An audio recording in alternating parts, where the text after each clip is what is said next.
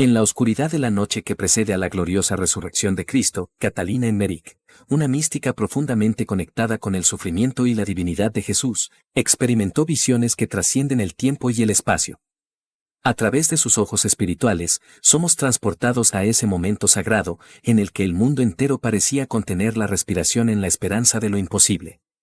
La noche anterior a la resurrección no fue solo un silencio sepulcral, sino un mar de angustia y esperanza que invadió los corazones de aquellos que amaban a Cristo.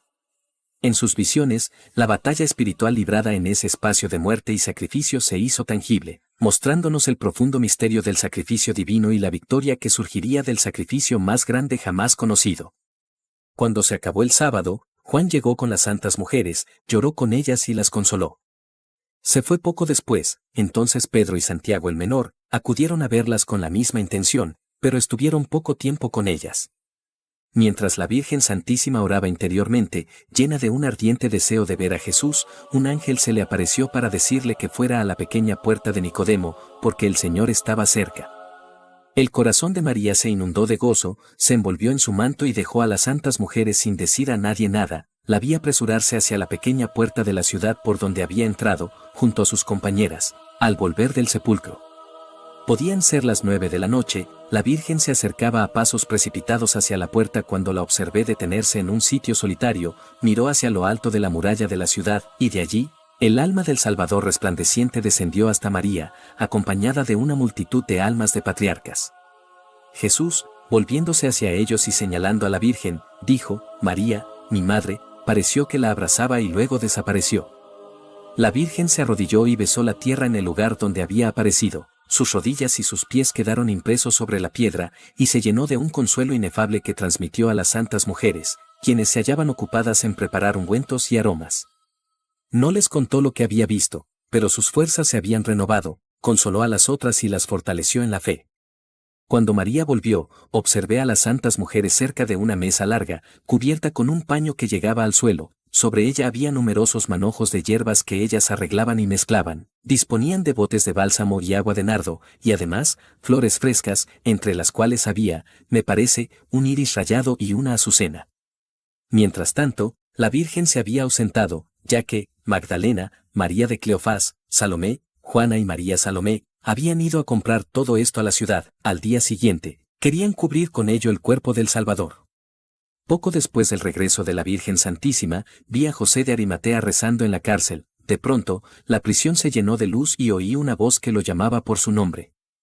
El tejado se levantó, dejando una abertura, y observé una forma luminosa que le echaba una sábana, la cual me recordó la que se usó para amortajar a Jesús. José la tomó con ambas manos y se dejó elevar hasta la abertura, la cual se cerró tras él. Cuando llegó a lo alto de la torre, la aparición desapareció. No sé si fue el Salvador o un ángel quien lo libertó. Siguió la muralla hasta llegar cerca del cenáculo, que se encontraba en la zona meridional de Sión. Entonces bajó y llamó al cenáculo, donde los discípulos, juntos, habían cerrado la puerta. Estaban muy afligidos por la desaparición de José, creyendo que lo habían echado a una cloaca, según se había corrido la voz. Cuando lo vieron entrar, su alegría fue grande, tal como más tarde sucedió cuando San Pedro fue libertado de la prisión.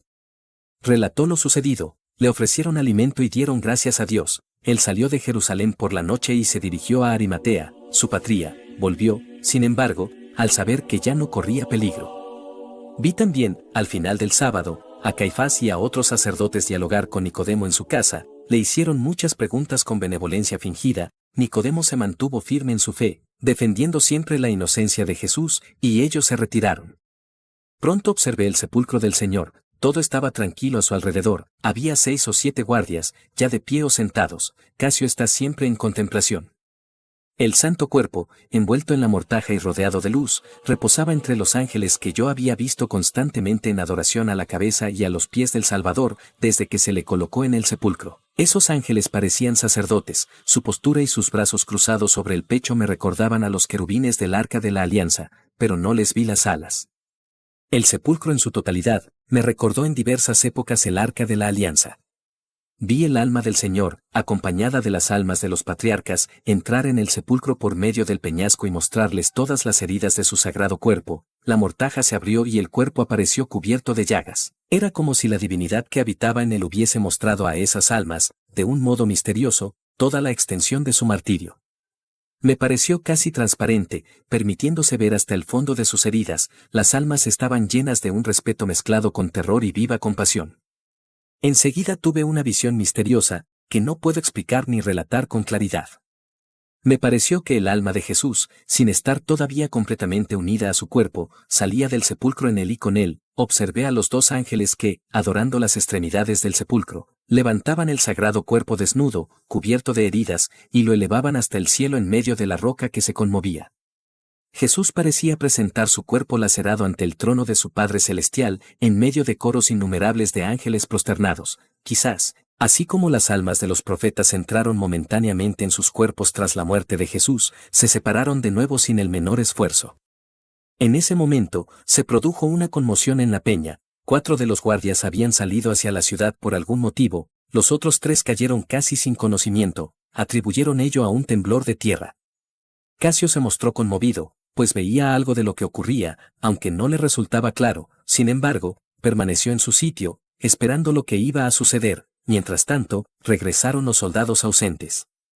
Volví a ver a las santas mujeres, quienes acababan de preparar sus aromas y se habían retirado a sus celdas. No obstante, no se acostaron a dormir, sino que se recostaron sobre los cobertores enrollados. Querían ir al sepulcro antes del amanecer, pues temían a los enemigos de Jesús, pero la Virgen, llena nuevamente de valor desde que le había aparecido su hijo, las tranquilizó, diciéndoles que podían descansar, y sin temor dirigirse al sepulcro, ya que ningún mal les sucedería. Entonces se permitieron un poco de reposo. Eran aproximadamente las 11 de la noche cuando la Virgen, impulsada por el amor y un deseo irresistible, se levantó, se puso un manto pardo y salió sola de la casa. Yo pensaba, ¿cómo dejar que esta Santa Madre, tan acabada y afligida, se aventure sola en medio de tanto peligro? Se dirigió a la casa de Caifás, al palacio de Pilatos, recorrió todo el camino de la cruz por las calles desiertas, deteniéndose en los lugares donde el Salvador había sufrido los mayores dolores o pésimos tratamientos. Parecía buscar un objeto perdido, con frecuencia se prosternaba en el suelo, tocaba las piedras o las besaba, como si en ellas hubiese quedado la sangre del Salvador. Estaba llena de un amor inefable, y todos los lugares santificados se le aparecían luminosos. Yo la acompañé durante todo el trayecto y sentí, en la medida de mis fuerzas, todo lo que ella experimentaba. Así continuó hasta el Calvario, y conforme se acercaba, de pronto se detuvo. Vi a Jesús, con su sagrado cuerpo, aparecer ante la Virgen, precedido de un ángel, flanqueado a ambos lados por los 2 ángeles del sepulcro y seguido de una multitud de almas libertadas. El cuerpo de Jesús resplandecía, yo no percibía en él ningún movimiento, pero de él emanó una voz que anunció a su madre lo que había hecho en el limbo y le dijo que iba a resucitar y a acudir a ella con su cuerpo transfigurado, por lo que debía esperarlo cerca de la piedra donde había caído en el Calvario. La aparición se dirigió hacia el lado de la ciudad, y la Virgen se arrodilló en el lugar que le había sido asignado. Podía ser medianoche, ya que había transitado mucho tiempo por el camino de la cruz. Vi al Salvador escoltado por su séquito celestial, seguir el mismo camino. Todo el suplicio de Jesús fue mostrado a las almas con todos sus detalles. Los ángeles recogían cada parte de su sustancia sagrada que le habían arrancado los verdugos y los instrumentos del suplicio. Posteriormente, me pareció que el cuerpo del Señor reposaba nuevamente en el sepulcro y que los ángeles le restituían, de un modo misterioso, todo lo que le habían arrebatado. Lo vi otra vez resplandeciente en su mortaja, con 2 ángeles en adoración a la cabeza y a los pies. No puedo expresar cómo ocurrió todo aquello, pues nuestra razón no lo alcanza. Además, lo que me resulta claro e inteligible al verlo se vuelve oscuro cuando intento expresarlo con palabras. Cuando el cielo comenzó a relucir al oriente, vi a Magdalena, a María, hija de Cleofás, a Juana Chuza y a Salomé salir del cenáculo envueltas en sus mantos. Llevaban aromas, y una de ellas portaba una luz encendida, oculta debajo de sus vestidos. Las observé dirigirse tímidamente hacia la puerta de José de Arimatea. Vi una gloria resplandeciente entre 2 ángeles vestidos de guerreros. Era el alma de Jesús, la que penetrando por la roca, vino a unirse con su cuerpo santísimo. Vi sus miembros moverse y el cuerpo del Señor, unido con su alma y su divinidad, salir de su mortaja, radiante de luz. Me pareció que en el mismo instante, una forma monstruosa surgió de la tierra, de debajo de la peña, tenía cola de serpiente y cabeza de dragón que se erguía contra Jesús. Me parece que además, poseía rostro humano. Observé en la mano del Salvador resucitado una bandera flotante. Pisó la cabeza del dragón y asestó 3 golpes en su cola con su palo. Después, el monstruo desapareció. He visto con frecuencia esta visión en la resurrección y también una serpiente similar, que parecía emboscada, en la concepción de Jesús. Me recordó a la serpiente del paraíso, aunque era aún más horrorosa. Pienso que esto se refiere a la profecía: el hijo de la mujer quebrantara la cabeza de la serpiente. Todo aquello me parecía un símbolo de la victoria sobre la muerte, pues cuando vi al Señor romper la cabeza del dragón, ya no distinguí el sepulcro.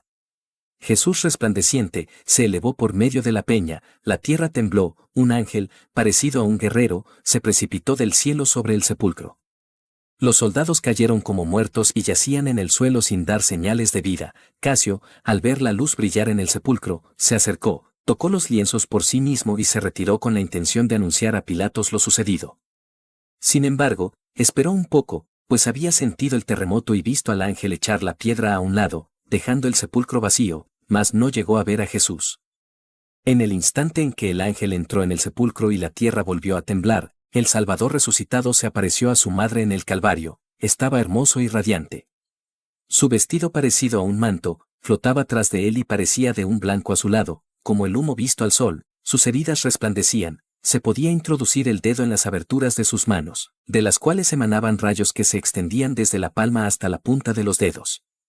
Las almas de los patriarcas se inclinaron ante la madre de Jesús. El Salvador mostró sus heridas a su madre, quien se prosternó para besarle los pies, mas él la levantó y desapareció. Se veían relucir faroles a lo lejos, cerca del sepulcro, y el horizonte se esclarecía al oriente sobre Jerusalén. Las santas mujeres estaban junto a la pequeña puerta cuando nuestro Señor resucitó, pero no presenciaron ninguno de los prodigios ocurridos en el sepulcro. Tampoco sabían que se había puesto guardia, pues no estuvieron la víspera a causa del sábado.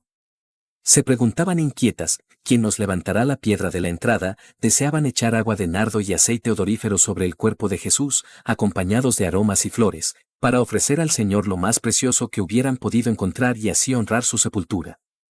La que había llevado más elementos era Salomé. No era la madre de Juan, sino una mujer rica de Jerusalén, pariente de San José. Decidieron poner sus aromas sobre la piedra y esperar a que algún discípulo viniera a levantarla. Los guardias yacían en el suelo, como si hubieran sido afectados por una apoplejía. La piedra estaba echada a la derecha, de modo que se podía abrir la puerta sin dificultad. Los lienzos que habían servido para envolver el cuerpo de Jesús reposaban sobre el sepulcro. La gran sábana estaba en su sitio, aunque solo con los aromas. Las vendas se encontraban sobre el borde anterior del sepulcro.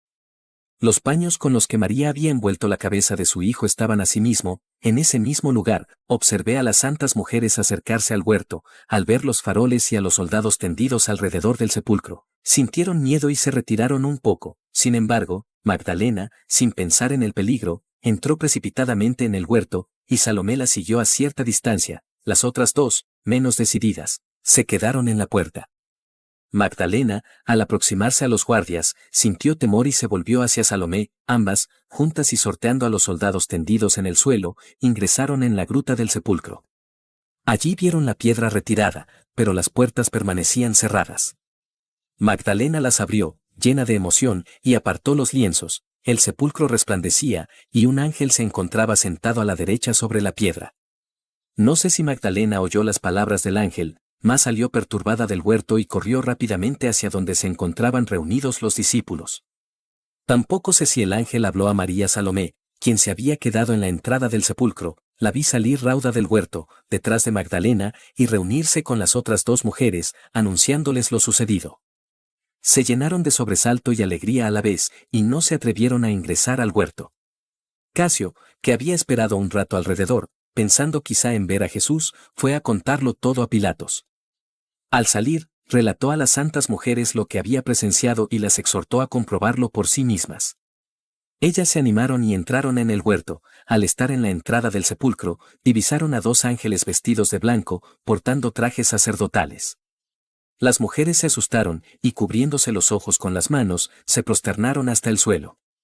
Pero un ángel les dijo que no tuvieran miedo, que no buscaran al crucificado, porque había resucitado y estaba lleno de vida. Les mostró el lugar vacío, y les mandó que informaran a los discípulos de lo que habían visto y oído, añadiendo que Jesús les precedería en Galilea y que debían acordarse de sus palabras: el Hijo del Hombre será entregado a las manos de los pecadores, lo crucificarán, y resucitará al tercer día. Entonces, Los ángeles desaparecieron, las santas mujeres, temblando pero llenas de gozo, se dirigieron hacia la ciudad, andaban conmovidas, sin apresurarse, deteniéndose de vez en cuando para ver si vislumbraban al Señor o si Magdalena retornaba.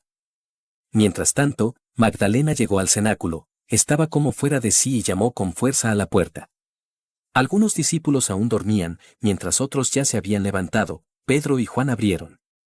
Desde afuera, Magdalena les dijo: «Han sacado al Señor del sepulcro, no sabemos a dónde lo han puesto». Tras estas palabras, volvió corriendo al huerto.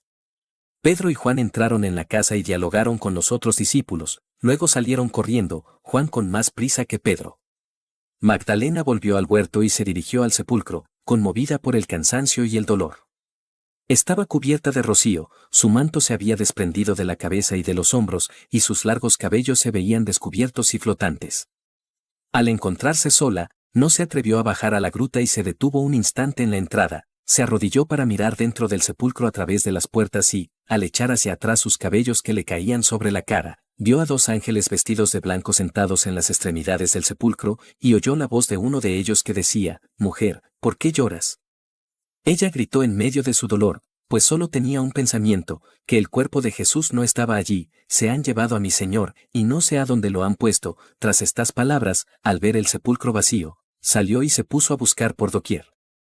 Le pareció que encontraría a Jesús, presentía confusamente que estaba cerca, y la aparición de los ángeles no pudo distraerla, parecía que ni siquiera se percataba de que eran ángeles, y solo podía pensar en Jesús.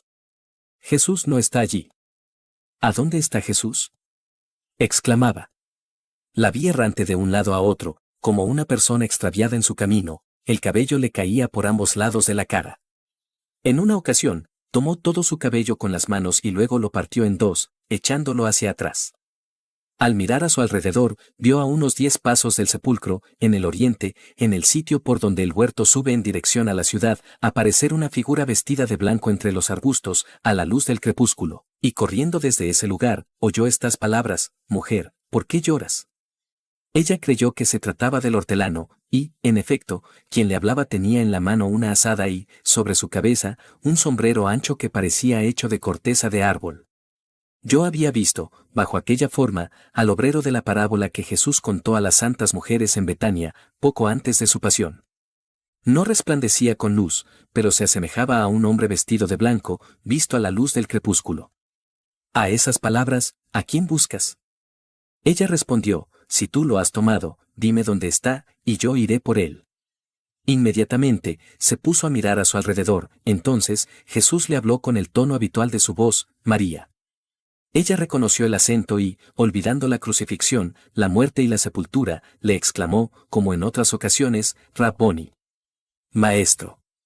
Se arrodilló y extendió los brazos a los pies de Jesús, mas el Salvador, deteniéndola, le dijo: «No me toques, pues aún no he subido hacia mi Padre. Vete y di a mis hermanos que subo hacia mi Padre y el suyo, hacia mi Dios y el suyo», y luego desapareció.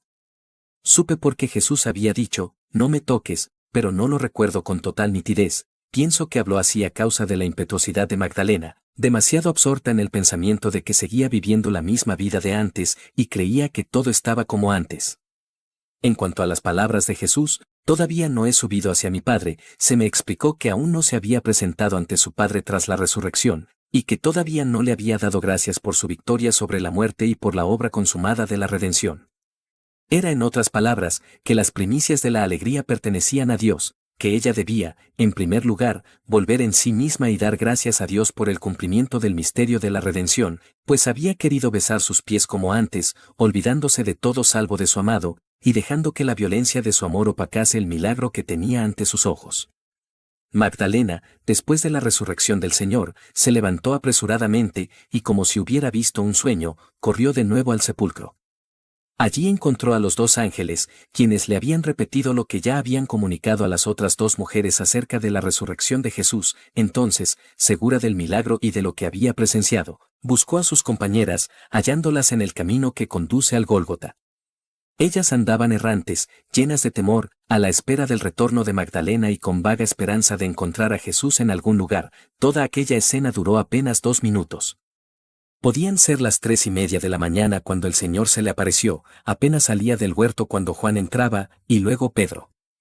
Juan se plantó en la entrada del sepulcro, miró a través de la puerta entreabierta y vio el sepulcro vacío. Pedro llegó, bajó a la gruta, donde observó los lienzos doblados, tal como se ha dicho. Juan lo siguió y, a esa vista, creyó en la resurrección. Lo que Jesús les había dicho, lo que estaba escrito en las Escrituras, lo veían con claridad, aunque hasta entonces no lo habían comprendido. Pedro tomó los lienzos bajo su capa y ambos salieron corriendo. He visto el sepulcro junto a ellos y con Magdalena, y siempre he observado a los dos ángeles sentados a la cabeza y a los pies. Durante todo el tiempo que Jesús estuvo en el sepulcro, me parece que Pedro no los vio. Más tarde, vi a Juan decir a los discípulos de Emaús que, mirando desde lo alto, había visto un ángel. Quizás el espanto que le causó aquella visión fue la razón por la que dejó pasar a Pedro, y tal vez no habló de ello en el Evangelio por humildad, por no revelar que había visto más que Pedro. Luego, vi a los guardias levantarse y recoger sus picas y faroles, estaban aterrados, salieron rápidamente del huerto y arribaron presto a la puerta de la ciudad. Mientras tanto, Magdalena se reunió con las santas mujeres y les contó que había visto al Señor en el huerto y posteriormente a los ángeles. Sus compañeras le respondieron que ellas también habían visto a los ángeles. Entonces, Magdalena corrió hacia Jerusalén y las mujeres regresaron al huerto, con la esperanza, sin duda, de encontrar a los dos apóstoles. Al acercarse, Jesús se les apareció, vestido de blanco, y les dijo: «Yo os saludo». Ellas se echaron a sus pies, mas él les expresó algunas palabras y pareció indicarles algo con la mano antes de desaparecer. Inmediatamente, corrieron al cenáculo y contaron a los discípulos lo sucedido. Estos no quisieron creer ni a ellas ni a Magdalena, calificando lo que decían de sueños de mujeres. Al volverse, Juan y Pedro encontraron a Santiago el menor y a Tadeo, quienes los habían seguido, visiblemente conmovidos, pues el Señor se les había aparecido cerca del cenáculo. Yo había visto a Jesús pasar frente a Pedro y Juan, y me parece que Pedro lo vio, pues sentí un terror súbito, no sé si Juan llegó a conocerlo. El domingo siguiente, si no me equivoco, observé a los judíos lavar y purificar el templo, ofrecieron sacrificios expiatorios, retiraron los escombros y, tapando las señales del terremoto con tablas y alfombras, continuaron las ceremonias de la Pascua, que no pudieron concluir ese mismo día. Declararon que la fiesta se había interrumpido por la presencia de impuros en el sacrificio, y aplicaron, no sé cómo, a lo sucedido una visión de Ezequiel sobre la resurrección de los muertos. Además, amenazaron con penas graves a quienes hablaran o murmuraran. Sin embargo, solo calmaron a aquella parte del pueblo más ignorante e inmoral. Los mejores se convirtieron primero en secreto, y tras Pentecostés, abiertamente. Los príncipes de los sacerdotes perdieron gran parte de su osadía al ver la rápida propagación de la doctrina de Jesús. En el tiempo del diaconado de San Esteban, Ofel y la parte oriental de Sión no pudieron contener a la comunidad cristiana, por lo que ésta tuvo que extenderse desde la ciudad hasta Betania. Vi a Anás poseído por el demonio, lo encerraron y no volvió a aparecer. Caifás estaba como un loco furioso, tal era la violencia de la ira secreta que lo devoraba. El jueves, después de Pascua, Ana Catalina dijo: «Hoy he visto a Pilatos buscar inútilmente a su mujer, estaba escondida en casa de Lázaro, en Jerusalén, nadie podía imaginarlo, pues en aquella casa no habitaba ninguna mujer». Esteban, quien no era reconocido como discípulo, le llevaba la comida y las noticias de fuera. Esteban era primo de Pablo, ambos, hijos de dos hermanos. En medio de los desafíos y las oscuridades que enfrentamos en el mundo moderno, la historia de la pasión, muerte y resurrección de Cristo sigue siendo una luz inquebrantable para nosotros. Al reflexionar sobre las visiones de Catalina Emmerich, somos llamados a recordar que, aunque el sufrimiento es una parte inevitable de nuestra existencia, también lo es la esperanza que brota de la cruz. La noche anterior a la resurrección, esa noche de dolor y desolación, se transformó en el umbral de la victoria más grande de la historia, la victoria sobre el pecado y la muerte. Hoy más que nunca, necesitamos aferrarnos a esa esperanza. Como católicos del presente, estamos llamados a vivir con fe y perseverancia, confiando en que, incluso en nuestros momentos más oscuros, Cristo está con nosotros, sufriendo junto a nosotros y preparándonos para la gloria que nos ha prometido. La resurrección de Jesús no solo fue un acontecimiento histórico, es una realidad viva que nos invita a resucitar con Él cada día, a ser transformados por su amor y su gracia. Que al igual que Catalina Emmerich, podamos vivir una vida de profunda comunión con Cristo, abrazando tanto su cruz como su victoria, sabiendo que en Él siempre habrá luz al final de la oscuridad.